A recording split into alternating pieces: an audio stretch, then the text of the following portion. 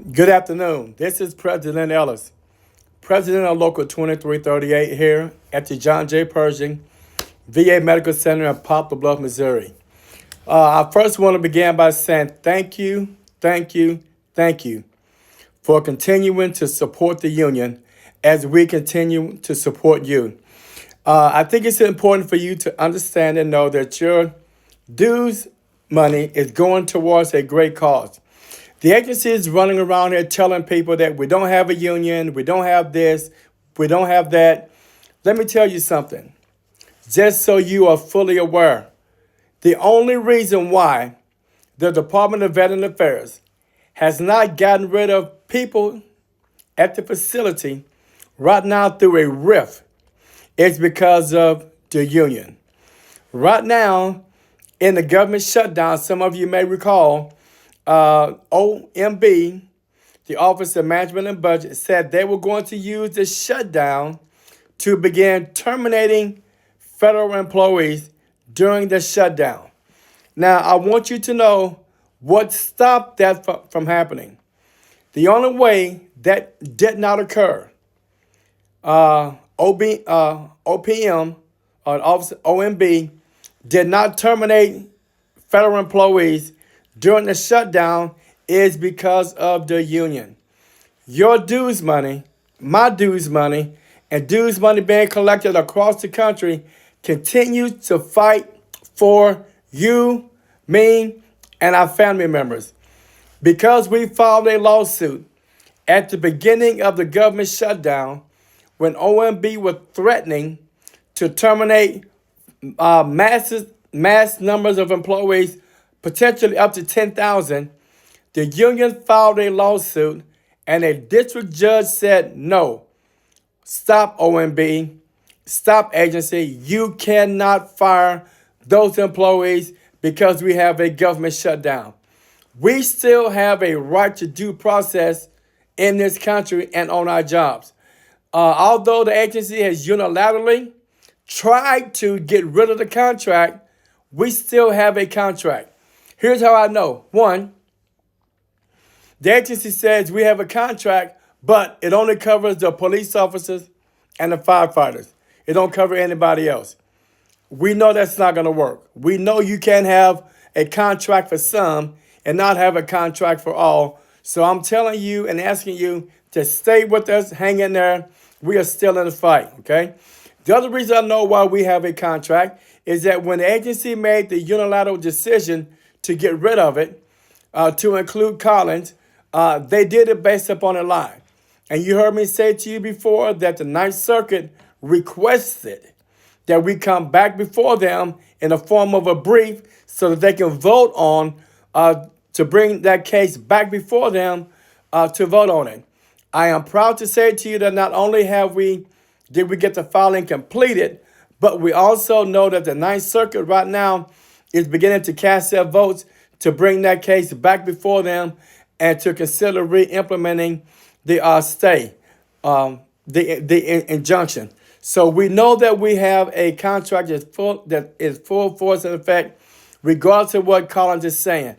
The other reason why I know we have a contract, or that we still have one, is that we are still representing members. Our national office has filed about 9 national grievances in the past 2 or 3 months, or since August, since they took the contract away. So our national office is still filing grievances on all of our behalves nationally. And then secondly, we're still helping our members here. A week ago, we submitted a post-hearing brief to the arbitrator against the agency for the terminating of probationary employees. Now, here's what happened. Just so you know, you hear straight from the horse's mouth. We were engaged in arbitration involving the illegal termination of probationary employees. Federal law says that employees have a right to due process. Our contract even says employees have a right to be fully successful during that probationary period. Here's what we know happened. The managers testified, one of the two testified that the employee she terminated was a good employee. They was a great employee.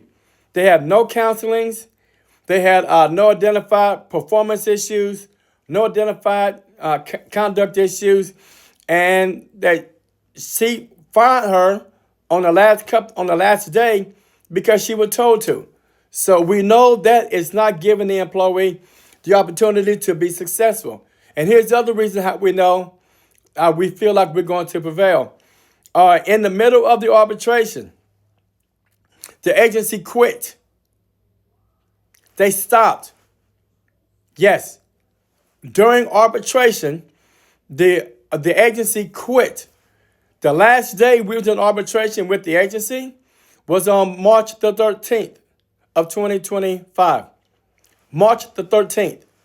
The agency needed another half a day or day to complete their case in chief, and they quit and said they were not going to participate anymore. The union told them they had to continue. The arbitrator told them they had to continue, and the agency said, no, we're not going to compete. We are not going to participate anymore. And they quit. The arbitrator gave them one last final opportunity to show up. She set the final date of the hearing for July 7th of 2025. The agency refused to show up. They quit. So if the agency is telling you that they stopped participating in the probationary employees arbitration because of Collins's email on August the 6th, they're lying to you. And I have the emails to prove it. They're lying to you. The agency quit participating in the arbitration on March 13th of 2025, 5 months before the month of August. So they can't make that claim and say because of the Collins taking away the contract, we could not participate anymore. That is 100% false. Okay? The agency refused to participate after March 13th of 2025. Okay? So we feel really, really good about that post-hearing brief that was just submitted about a week ago. All right? So we are still in the fight on behalf of employees. We are now working on a post-hearing brief right now for a non-selection. The second non-selection. The other non-selection we turned in on August the 1st on behalf of an employee, Jacob Jordan. That post-hearing brief was submitted already. It's with the arbitrator. And we're working on one now for another employee that's going to be turned in the end of the year, by December 31st. So the union is still fighting on behalf of employees, okay? So I want you to know that we're still fighting for our members and our membership, all right? Now, I also want you to know something else. This administration is not only attacking the federal unions, they're also attacking the private workforce. Some employees are saying, well, I'm going to leave the federal government. I'm going to leave the VA. I'm going to go to the private sector. Let me tell you something. He's attacking the private sector like he's attacking the federal sector. He's just trying to do more with the federal sector because we know more about the federal sector because we are in the federal sector. But he also fired the chief of the National Labor Relations Board. The National Labor Relations Board is the entity that overwatches private sector unions that fight for private sector jobs, incomes, and benefits. So he's not just attacking the federal government workforce, he's also attacking the private workforce. So I want to tell you, I want to encourage you and to ask you to tell your family members, get in the fight, keep your head up, stay engaged, know what's happening around you, and so that you are not being caught flat-footed or uninformed. Okay? So once again, we have a union that's still fighting for our membership. And all of our dues money goes towards fighting for our members. We have an 86.6% success rate. We can't win them all. Sometimes we just don't prevail. Sometimes it's the arbitrators. We can't control that part. But we have a near 90% success rate in arbitrations, and we expect to continue that trend moving forward. Okay? So God bless you. Keep your head up. Stay in the fight. And once again, Thank you, thank you, thank you for supporting your local union and national union. God bless you.